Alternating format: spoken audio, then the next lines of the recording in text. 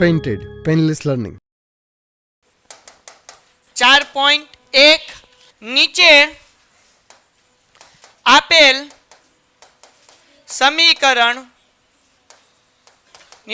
સમીકરણો દ્વિઘાત સમીકરણો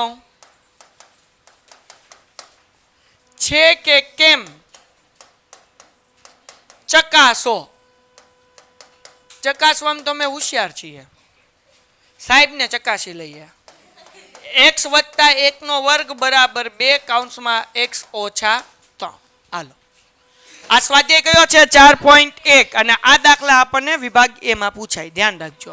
weight skip નહીં કરતા, તમારા ફાયદાની વાત છે. ધોરણ 10 ની અંદર આવ્યા છો, બોર્ડની પરીક્ષા આપવાની છે, જોરદાર રિઝલ્ટ લાવવું છે, તો પેન્ટેડ એપ્લિકેશન ડાઉનલોડ કરો અને ચેમ્પિયન બેચ લોન્ચ થઈ ગઈ છે.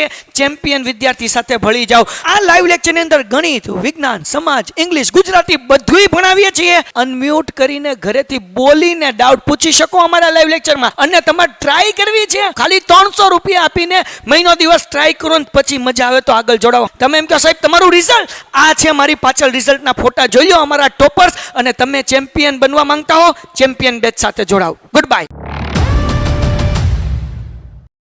આપણે જોવાનું છે કે દ્વિઘાત સમીકરણ છે કે નહીં. તો જુઓ, અહીંયા આપણને આપ્યું ભાઈ x વત્તા 1 કૌંસ ઉપર વર્ગ બરાબર 2 કૌંસમાં x માઇનસ 3. કેમ દાખલો કરવાનું ધ્યાન રાખો બેટા. હવે અહીંયા તમે ધોરણ 9 ની અંદર 8 માંથી આ સૂત્ર શીખતા આવ્યા છો, a વત્તા b નો વર્ગ. અને આપણે 7મા ચેપ્ટરમાં શીખ્યા પહેલાનો વર્ગ શીખ્યા હતા ને, પહેલાનો વર્ગ, પછી વત્તા હોય તો વત્તા, છેલ્લે હંમેશા વત્તા, છેલ્લાનો વર્ગ, અને વચ્ચે ત્રણેયનો ગુણાકાર. યાદ છે કે નથી યાદ? બરાબર. પણ આપણે 8મા 9મા ધોરણમાં એમ યાદ રાખ્યું હતું કે a² + 2ab + b². અહીંયા પ્લસ માઇનસ એટલે પ્લસ અથવા માઇનસ જે હોય આવી શકે. દાખલામાં પ્લસ હોય તો પ્લસ મૂકવાનું, માઇનસ હોય તો માઇનસ, પણ અહીંયા હંમેશા પ્લસ જ આવે. તો આ સૂત્ર બધાને યાદ છે ને? પણ એકવાર આપણે આપણી રીતના યાદ રાખી રહીએ. શું સૂત્ર છે ભાઈ? પહેલા, છેલ્લે, વચ્ચે ત્રણેયનો. તો અહીંયા સૂત્ર આપણે વાપરીએ. પહેલાનો વર્ગ એટલે કોનો વર્ગ થશે? x નો વર્ગ. પ્લસ છે એટલે પ્લસ, છેલ્લે અમે નિશાની પ્લસ થી જ આવશે. છેલ્લાનો વર્ગ એટલે 1 નો વર્ગ, વચ્ચે ત્રણેયનો ગુણાકાર. કોણ 3? 2, 1 અને x. 2 એકા એને ગુણ્યા x એટલે શું આવે? 2x. હવે આ 2 નો ગુણાકાર x હારે કરો એટલે 2x માઇનસ 2 નો ગુણાકાર 3 હારે કરો તો 2 તેરી 6. કોઈને કઈ ડાઉટ? આ 2x અને 6 બેયને આ બાજુ લઈ લઈએ. x નો વર્ગ એમનેમ વત્તા 2x એમનેમ, આ 2x પ્લસ છે, આ બાજુ આવે તો માઇનસ 2x વત્તા 1 એમનેમ, આ 6 માઇનસ છે, આ બાજુ આવે તો પ્લસ 6 બરાબર 0. તો x વર્ગ એમનેમ, આ વત્તા ઓછા ઉડી ગયા, વત્તે વત્તા થાય, 6 ને 1 કેટલા થાય? 7. એટલે કે જવાબ શું મળ્યો આપણને? x વર્ગ વત્તા 7. તો અહીંયા 2 ઘાત છે, તો 2 ઘાત છે એટલે આને દ્વિઘાત સમીકરણ કહેવાય. તો અહીંયા લખીએ કે ભાઈ આપેલ સમીકરણ દ્વિઘાત સમીકરણ છે. પેલો દાખલો થઈ ગયો પૂરો. હવે બીજો દાખલો કરાવું. ધ્યાન રાખો, આવા 8-9 દાખલા હશે હો ભાઈ. એના પછી આજે બધા પૂરા કરાવી દે. કેટલા દાખલા? 10, 8 દાખલા. ચાલો બીજો દાખલો. x નો વર્ગ માઇનસ 2x બરાબર -2 અને કૌંસમાં 3 ઓછા x. ઓકે, ચલો ધ્યાન રાખો. કેમ કરશું આ દાખલો? તો કે બરાબરની આ બાજુ x નો વર્ગ અને -2x એમનેમ, અહીંયા -2 નો ગુણાકાર 3 સાથે એટલે 2 તેરી પણ કેવા? -6. ઓછે હવે 2 નો ગુણાકાર કોની હારે? x સાથે એટલે 2x. હા કે ના? આ બે ને બરાબરની હું આ બાજુ લઈ લઉં. x નો વર્ગ એમનેમ, -2x એમનેમ, આ વત્તા 2x છે, આ બાજુ હવે તો -2x, ઓછા 6 છે, આમાં હવે તો વત્તા 6 બરાબર 2 ને મેં બરાબરની આ બાજુ લઈ લીધા. x વર્ગ એમનેમ, 2 નો ઉડે, 1 પ્લસ અને 1 માઇનસ હોય તો ઉડે. 2 માઇનસ છે એટલે ઓછે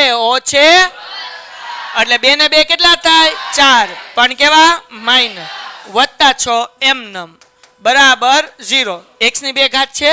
હા, તો આને શું કહેવાય? દ્વિઘાત સમીકરણ.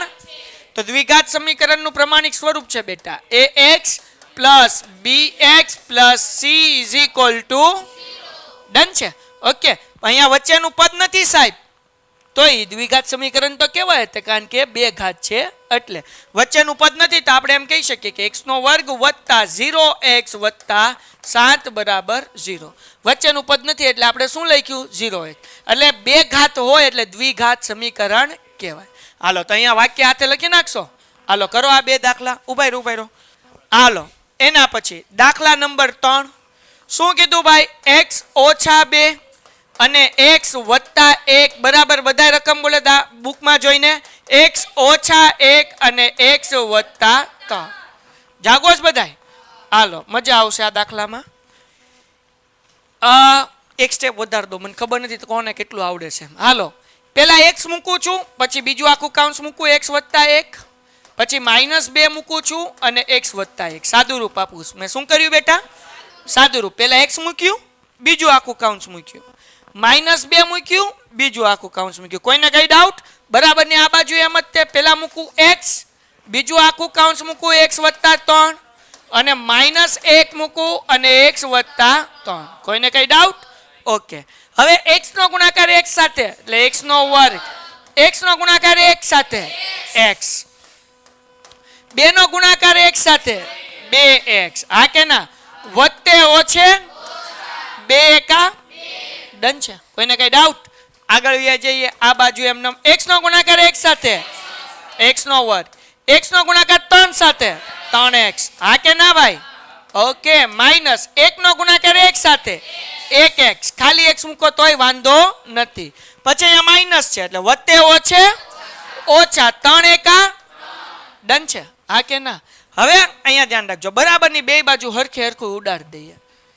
x વર્ગ બે પ્લસ હોય, હરખી નિશાની હોવી જોઈએ. ઉડાડો ક્યારે? બે પ્લસ હોવા જોઈએ અથવા બે માઇનસ હોવા જોઈએ. બરાબર? આ x હવે કદાચ આમ નથી ઉડાડતા તો આમ તમે સમજાઈ જાય. આ x વર્ગ છે, આ પ્લસ છે, આ બાજુ આવે તો x વર્ગ શું થઈ જશે? એક વત્તા ને એક ઓછા છે એટલે ઉડી જાય. હાલો એમ જ કરશું આપણે, એટલે કાંઈ માથાકૂટ નહીં. પણ પેલા એક હજી સ્ટેપ વધારી દો. x વર્ગ એમ નામ ધ્યાન રાખો, વત્તે ઓછે ઓછા 2x માંથી 1x જાય એટલે કેટલા વધે? 1x. પણ કેવા?